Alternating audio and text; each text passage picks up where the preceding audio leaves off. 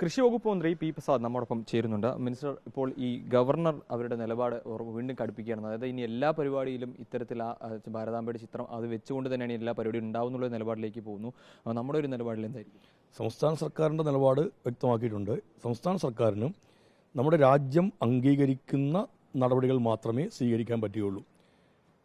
നമ്മുടെ രാജ്യമോ അല്ലെങ്കിൽ നമ്മുടെ ഭരണഘടനയോ ഇതാണ് ഔദ്യോഗികമായ രാജ്യത്തിൻ്റെ ഭാരതാംബ, ഇത് ഔദ്യോഗികമാണ്, ഈ ചിത്രമാണ് രാജ്യം അംഗീകരിച്ചുള്ള ചിത്രമാണ് എന്ന് ഇന്ത്യൻ ഭരണഘടന പറയുന്നില്ല, ഇന്ത്യ ഗവൺമെൻറ്റും പറയുന്നില്ല. അപ്പോൾ ഒരു സംഘടന മാത്രം ഉപയോഗിക്കുന്ന ഒരു ചിത്രത്തെ സംസ്ഥാന സർക്കാരിൻ്റെ പരിപാടിക്കകത്ത് കൊണ്ടുവന്ന് ചേർക്കാൻ ഗവർണർ വിചാരിച്ചാൽ നടക്കുകയില്ല. കേരളം അത് അംഗീകരിക്കുകയില്ല. അദ്ദേഹത്തിൻ്റെ ചടങ്ങുകൾ കാലത്ത് വേണമെങ്കിൽ ഉപയോഗിക്കാം. പക്ഷേ സംസ്ഥാന സർക്കാരിൻ്റെ ഒരു ചടങ്ങിലും ഇന്ത്യ ഗവൺമെൻറ്റോ ഇന്ത്യൻ ഭരണഘടനയോ കേരള സർക്കാരോ അംഗീകരിക്കാത്ത ഒരു ചിത്രവും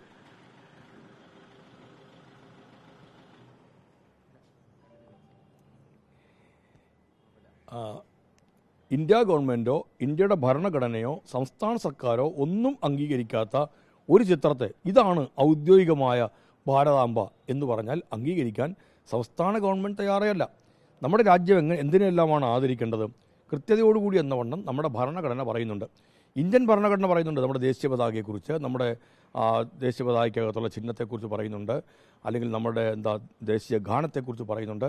ഇതൊക്കെയും നിശ്ചിത സമയങ്ങൾ കൊണ്ട് പാടി തീർക്കേണ്ടതാണ് എന്നതുൾപ്പെടെ കൃത്യതയോടുകൂടി എന്നവണ്ണം നമുക്ക് ധാരണയുള്ളതാണ്, പറഞ്ഞിട്ടുള്ളതാണ്. അങ്ങനെല്ലാം ഉള്ളയിടത്ത് ഔദ്യോഗികമായി അംഗീകരിക്കപ്പെട്ടിട്ടില്ലാത്ത ഒരു ചിത്രം ഇതാണ് എന്ന് പറഞ്ഞാൽ, അത് അംഗീകരിക്കണം എന്ന് പറഞ്ഞാൽ ഞങ്ങൾക്കത് പ്രയാസമുള്ളതാണ്. ഔദ്യോഗികമായി അംഗീകരിക്കപ്പെടാത്ത ഒരു ചിത്രത്തെ സർക്കാരിൻ്റെ ഔദ്യോഗിക പരിപാടിക്കകത്ത് ഉൾപ്പെടുത്തി ഇത് പാലിച്ചു കൊള്ളണം എന്ന് ഗവർണറല്ല ആര് പറഞ്ഞാലും സംസ്ഥാന സർക്കാരിന് അംഗീകരിക്കാൻ പ്രയാസമുണ്ട്. രാജ്ഭവനിലെ പരിപാടികളിൽ ഇത് ഉപയോഗിക്കുകയാണെങ്കിൽ അത്തരം പരിപാടികളിൽ എന്തായിരിക്കും പങ്കെടുക്കും? എങ്ങനെയായിരിക്കും? രാജ്ഭവനിലെ പരിപാടിക്കകത്ത് അങ്ങനെ ഉൾപ്പെടുത്താൻ തീരുമാനിച്ചപ്പോഴാണല്ലോ ഞങ്ങൾ ആ പരിപാടി അവിടെ നടത്തേണ്ടതില്ലാന്ന് തീരുമാനിച്ചത്. അതിനിയും അങ്ങനെയാണോ എന്നുള്ളതിനെക്കുറിച്ച് ആധികാരികമായി അതിനെ പറയേണ്ടിയിരിക്കുന്നു. അങ്ങനെയാണ് എങ്കിൽ അതാത് സമയങ്ങളിൽ ബന്ധപ്പെട്ട ആലോചനകൾ നടത്തി, ബന്ധപ്പെട്ടൊരു ആലോചന നടത്തി ആ കാര്യത്തിൽ തീരുമാനമെടുക്കും. തീർച്ചയായിട്ടും ഞാൻ നേരത്തെ പറഞ്ഞതാണ്, ഔദ്യോഗികമായി അംഗീകരിക്കപ്പെടാത്ത ഒരു കാര്യം ഔദ്യോഗിക പരിപാടിക്കകത്ത് ചേർത്ത് വെക്കുക എന്ന് പറഞ്ഞാൽ നടപ്പുള്ള കാര്യമല്ല. ഞാൻ ഇന്നലെയും ചോദിച്ചൊരു കാര്യമാണ്. ഞാൻ പ്രതിനിധാനം ചെയ്യുന്ന പാർട്ടിയുടെ പതാക കൃഷി വകുപ്പിൻ്റെ പരിപാടിക്കകത്ത് ഉൾപ്പെടുത്താൻ തീരുമാനിച്ചാൽ ഇപ്പോൾ ഇതിനെ ന്യായീകരിക്കുന്നവർ എന്തായിരിക്കും പറയുക? കേരളത്തിൻ്റെ മുഖ്യമന്ത്രി ശ്രീ പിണറായി വിജയൻ അദ്ദേഹം പ്രതിനിധാനം ചെയ്യുന്ന രാഷ്ട്രീയ പാർട്ടിയുടെ കൊടിയും അതിൻ്റെ ചിഹ്നവുമെല്ലാം കേരളത്തിൻ്റെ എല്ലാ പരിപാടികൾക്കകത്തും അദ്ദേഹം പങ്കെടുക്കുന്ന എല്ലാ പരിപാടിക്കകത്തും പ്രദർശിപ്പിക്കാൻ തീരുമാനിച്ചാൽ, ക്ലിഫ് ഹൗസിൽ അങ്ങനെയാക്കാൻ തീരുമാനിച്ചാൽ കേരളം എങ്ങനെയായിരിക്കും അതിനോട് പ്രതികരിക്കുക? ഇപ്പോൾ ഇതിനെ ന്യായീകരിക്കാൻ വേണ്ടി ഇറങ്ങുന്നവർ എങ്ങനെയായിരിക്കും പ്രതികരിക്കുക? നമുക്ക് ഇവിടെ സുപ്രധാനമായ ചോദ്യം എന്തൊക്കെയാവാം, എന്തൊക്കെ പറ്റില്ല എന്നുള്ളതല്ലേ. ഇത് ഔദ്യോഗികമാണോ?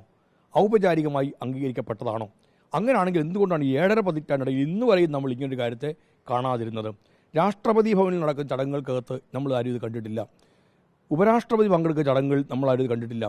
എന്തിനേറെ ഇന്ത്യയുടെ പ്രധാനമന്ത്രി ശ്രീ നരേന്ദ്രമോദി വിഴിഞ്ഞം പദ്ധതി ഉദ്ഘാടനത്തിന് വരുമ്പോൾ PMO ആണ് ഷെഡ്യൂൾ തീരുമാനിക്കുന്നത്. അങ്ങനെയാണല്ലോ ശ്രീ രാജീവ് ചന്ദ്രശേഖരൻ ആ പ്രോഗ്രാമിനകത്ത് സ്റ്റേജിലേക്ക് ഉൾപ്പെട്ട് വരുന്നത്. അവിടെ ഒന്നും കണ്ടില്ലല്ലോ ഫ്ലോറൽ ട്രിബ്യൂട്ട് ടു ലോട്ടസ് ഭാരതാംബ ഉണ്ടാവും എന്ന് പറഞ്ഞില്ലല്ലോ. അപ്പോൾ എന്തുകൊണ്ട് ഇവിടെ മാത്രം ഇതെല്ലാം വരുന്നു? ബോധപൂർവമായി കേരളത്തിൽ ഒരു പ്രശ്നം സൃഷ്ടിച്ചെടുക്കുക എന്നതാണോ ഇതിൻ്റെ പിന്നിലുള്ളതെന്ന് എനിക്കറിയില്ല. അതാണോ സംശയിക്കേണ്ടിയിരിക്കുന്നു. അതുകൊണ്ടാണ് ഇത്തരം വാശിയിലേക്കല്ല എത്തുന്നത്. ഇന്ത്യയിൽ വേറെ ഒരിടത്തും ഇല്ലാത്ത തരത്തിലേക്ക് ഇവിടെ ഒരു സംവിധാനത്തെ ഇങ്ങനെ ഉണ്ടാക്കാൻ ശ്രമിക്കുന്നതൊരു ശരിയായ കാര്യമല്ല. രാജ്യം ഇതുവരെയും അംഗീകരിച്ചിട്ടില്ലാത്ത ഒരു ചിത്രമാണ്. ആ ചിത്രം അംഗീകരിക്കുന്നവരുണ്ടാവും, ആ ചിത്രത്തെ ആദരിക്കുന്നവരുണ്ടാവും. അവർക്കതിനുള്ള എല്ലാ അവകാശവുമുണ്ട്. അത് ആ ചിത്രത്തോട് ബഹുമാനം ഉണ്ടാവാം, ആ ചിത്രത്തെ ആദരിക്കാം, അതിന് മുമ്പിൽ പുഷ്പാർച്ചന നടത്താം, നിലവിളക്ക് കൊളുത്താം, ഒക്കെ ചെയ്യാം. അതൊക്കെ അവരുടെയൊക്കെ അവകാശമാണ്. അതിനെയൊക്കെ അത് സംരക്ഷിക്കപ്പെടണമെന്ന അഭിപ്രായം എനിക്കുണ്ട്. അത് ഒരാളെ അതിനകത്ത് അവരുടെ അവകാശങ്ങൾക്ക് വേണ്ടി എനിക്ക് അതിൻ്റെ മുമ്പിൽ നിലവിളക്ക് കൊളുത്തണം എന്ന് ഒരാൾ ആവശ്യപ്പെട്ടാൽ അത് സാധിച്ചു കൊടുക്കണം എന്നുള്ള അഭിപ്രായക്കാരാണ്. പക്ഷേ അത് സർക്കാരിൻ്റെ ഔദ്യോഗിക പരിപാടിക്കകത്ത് വരുമ്പോഴുള്ള ചോദ്യം, ഇത് ഗവൺമെൻറ് അംഗീകരിച്ച ചിത്രമാണോ? അതായത് തന്നെയാണ്. അപ്പോൾ ഇനിയും വരുന്ന പരിപാടികളിൽ ഈ പടം ഉണ്ടാകുമെന്ന് തന്നെ ഉറപ്പിച്ച് പറയുകയാണ് രാജ്ഭവൻ അല്ലെങ്കിൽ ഗവർണറുടെ ഭാഗത്തു നിന്നുണ്ടാകുന്നത്. അപ്പോൾ അത്തരം പരിപാടികളിൽ ഇനി സർക്കാരിൻ്റെ ഒരു സമീപനം എങ്ങനെയായിരിക്കും എന്നുള്ളതാണ്. അത്തരം പരിപാടികളിൽ പങ്കെടുക്കുമോ? സർക്കാർ എന്തായാലും ഒരു ചെറിയ വിഭാഗം അല്ലെങ്കിൽ ഒരു വിഭാഗം മാത്രം ഉപയോഗിക്കുന്ന ഒരു ചിത്രത്തെ ആ ചിത്രത്തിനകത്ത് വേറെയും ഒരുപാട് പോരായ്മകളില്ലേ? ഭാരതമാതാവിൻ്റെ കയ്യിലിരിക്കുന്ന കൊടി എന്ത് കൊടിയാണ്? ത്രിവർണ്ണ പതാകയാണോ? ഭാരതമാതാവിൻ്റെ ബാക്ക്ഗ്രൗണ്ടായി കൊടുത്തിരിക്കുന്നത് എന്തിൻ്റെ ഭൂപടമാണ്? ഇന്ത്യയുടെ ഭൂപടമാണോ? ഭരണഘടനാ പദവിയിലിരിക്കുന്ന ഒരാൾ ഇന്ത്യയുടെ ഭൂപടത്തോടെങ്കിലും മാന്യതയും ഒരു മര്യാദയും കാണിക്കേണ്ടതല്ലേ? അത് കാണിക്കാതെ, അതിനോടൊരു ആദരവ് പ്രകടിപ്പിക്കാതെ ഒരു സംഘടനയുടെ ചിത്രത്തെ അതേപോലെ പകർത്താൻ തീരുമാനിച്ചാൽ അതൊരു വലിയ പ്രശ്നം തന്നെയാണ്. പരിപാടികളിൽ പങ്കെടുക്കില്ല. അത്തരം പരിപാടിയിൽ ഒരു ഭരണഘടനാ സ്ഥാനത്തിരിക്കുന്ന ഒരാൾക്കും പങ്കെടുക്കാൻ പറ്റില്ല, ഒരാളും പങ്കെടുക്കാൻ പാടില്ലാത്തതാണ്. സാമാന്യ ഇതിൽ പറഞ്ഞാൽ ഇന്ത്യൻ ഭരണഘടനയോടാണ് നമ്മൾ ഏറ്റവും കൂടുതൽ ആദരവ് പ്രകടിപ്പിക്കേണ്ടത്. ഇന്ത്യയുടെ ഭൂപടത്തോട് പോലും ആദരവ് കാണിക്കാതെ ഇത്തരത്തിൽ ചെയ്യുന്നത് ശരിയായാലും ഭൂപടം വികലമാക്കി അവതരിപ്പിച്ചാൽ എന്തായിരിക്കും അതിൻ്റെ പേരിലുണ്ടാകുന്ന ഉയർന്നു വന്നിട്ടുള്ള, കേരളത്തിൽ തന്നെയും രാജ്യത്ത് ഉയർന്നു വന്നിട്ടുള്ള ചർച്ചകൾ എന്തെല്ലാം? ഭൂപടത്തെ വികലമാക്കി ചിത്രീകരിക്കുകയാണ്. തീർച്ചയായിട്ടും ഇന്ത്യയുടെ ഭൂപടമാണോ അത്?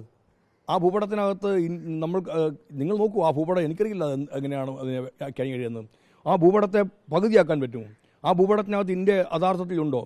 ഔപചാരികമായി ഇന്ത്യയുടെ ഭൂപടമാണോ അതിനകത്ത് പ്രകടിപ്പിക്കുന്നത്? അപ്പം ഭാരതത്തിൻ്റെ മാതാവ് എന്ന് പറയുമ്പോൾ ഭാരതം ഇന്ത്യയാണല്ലോ. ഇന്ത്യ എന്നല്ലേ ഇന്ത്യയുടെ ഭരണഘടന തന്നെ പറയുന്നതല്ല. ആ ഇന്ത്യയുടെ ഭൂപടമല്ലേ അവിടെ വരേണ്ടതല്ല. ആ ഇന്ത്യയുടെ ഭൂപടമാണോ വന്നിരിക്കുന്നത്? അവിടെ ഉണ്ടാവേണ്ടത് ഇന്ത്യയുടെ ദേശീയ പതാകയല്ലേ? ആ ദേശീയ പതാകയാണോ അവിടെ ഉള്ളതെല്ലാം? അതുകൊണ്ടാണ് ഞാൻ പറഞ്ഞത്, ഇത് ഔപചാരികമായി ഔദ്യോഗികമായി അംഗീകരിക്കപ്പെട്ടിട്ടില്ലാത്ത ഒരു ചിത്രത്തെ ഔദ്യോഗിക പരിപാടിക്കകത്തേക്ക് ഔദ്യോഗികമായിട്ടൊരു അത് ഔദ്യോഗികമാക്കുന്ന ഒരു നീക്കത്തിലേക്കൊക്കെ പോയി കഴിഞ്ഞാൽ അത് രണ്ടാമത് കാര്യം. അത് ഭരണഘടനയിൽ ഭരണഘടനയ്ക്ക് ഭേദഗതി ചെയ്യാൻ വേണ്ടിയിട്ടാണ് 420 പിന്തുണ കിട്ടുമെന്നെല്ലാം പറഞ്ഞത്. എന്തായാലും കഴിഞ്ഞ തെരഞ്ഞെടുപ്പ് ഒരു ഭരണഘടനാ ഭേദഗതിക്കുള്ള പിന്തുണയും പിൻബലവും ഭാരതീയ ജനതാ പാർട്ടി. അത്തരം തീരുമാനം ഉണ്ടാവുമോ? ഭാവിയിൽ അത്തരം തീരുമാനം ഉണ്ടാകും. അതിനനുസരിച്ചുള്ള ഭൂരിപക്ഷം ഇന്ത്യൻ പാർലമെന്റിൽ കിട്ടണ്ടേ ഭരണഘടന ഭേദഗതി ചെയ്യാൻ? അത് ഇന്ത്യൻ ജനത കൊടുത്തിട്ടില്ലല്ലോ. ഇപ്പം നിലവിലെന്തായാലും അതില്ല. ഭരണഘടന ഭേദഗതി ചെയ്യുമ്പോൾ നമുക്ക് അന്നേരം ആലോചിച്ചാൽ മാത്രം മതിയാവും. ഗവർണറെ തിരിച്ചു വിളിക്കണം എന്നൊരു അഭിപ്രായം ഉണ്ടോ? അങ്ങനെ ചില ആവശ്യങ്ങളൊക്കെ ഉയർന്നുണ്ട്. അല്ല, ഗവർണർ എന്നുള്ളൊരു പദവി തന്നെ ഒരു അനാവശ്യമായ പദവിയാണ്. അത് ആവശ്യമില്ലാത്ത ഒന്നാണെന്നാണ് ഞങ്ങളുടെയൊക്കെ പാർട്ടിയുടെ അഭിപ്രായം. അത് ഇപ്പോഴല്ല, വളരെ നേരത്തെ തന്നെ പറഞ്ഞിട്ടുള്ള കാര്യമാണ്. സഖാവ് ഇന്ദ്രജിത് ഗുപ്ത കേന്ദ്ര ആഭ്യന്തരമന്ത്രിയായിരുന്ന ഒരാളാണ്. അവരൊക്കെ വളരെ മുമ്പ് തന്നെ ഈ കാര്യം ഉന്നയിച്ചിരുന്നതാണ്. കമ്മ്യൂണിസ്റ്റ് പാർട്ടിക്ക് അഭിപ്രായമാണുള്ളത്. പക്ഷേ ഒരു മിനിസ്റ്റർ എന്നുള്ള ഇടത്തിൽ നിൽക്കുമ്പോൾ ഞാൻ ഇതിൻ്റെ ഭാഗമായി നിന്നുകൊണ്ട് ഞാൻ ആ ആവശ്യം ഉന്നയിക്കുന്നില്ല. പക്ഷേ എന്നാൽ എൻ്റെ പാർട്ടിയൊക്കെ ആ ആവശ്യം ഉന്നയിച്ച പാർട്ടിയാണ്, ആ നിലപാടാണ്. പക്ഷേ ഇത് യാഥാർത്ഥ്യത്തിൽ ഇപ്പോൾ അതുണ്ട് എന്നുള്ളതുകൊണ്ട് ആ പദവിയോട് അങ്ങേയറ്റത്തെ ആദരവും ബഹുമാനവും എല്ലാം ഉണ്ട്.